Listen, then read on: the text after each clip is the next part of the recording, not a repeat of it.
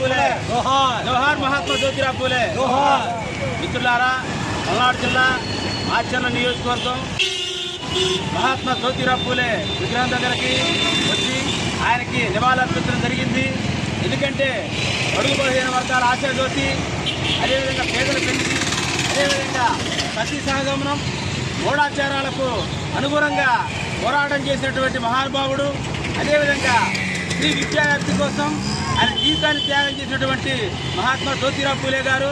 అదేవిధంగా ఆయన థామస్ రాసిన మానవ హక్కులనే పుస్తకానికి ప్రేరేపితుడై ఈ యొక్క సమాజంలో ఉన్నటువంటి మానవ హక్కులనే పుస్తకం మనం చదివి ఆయన సమాజంలో ఉన్నటువంటి దురాచారాలను ఈ విధంగా మనం పోరాడాలంటే ముఖ్యంగా చదువు కావాలని చెప్పేసి ఆయన పోరాటం చేయడం జరిగింది.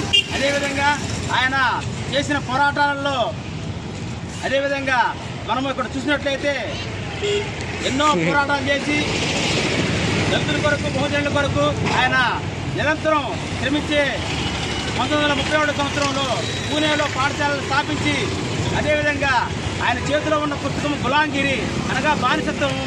ఈ యొక్క బానిసత్వం ఏ విధంగా పోవాలంటే, కుల బానిసత్వం పోవాలంటే చదువు కావాలని చెప్పి చాటి చెప్పిన వ్యక్తి మహాత్మా జ్యోతిరావు పూలే గారు.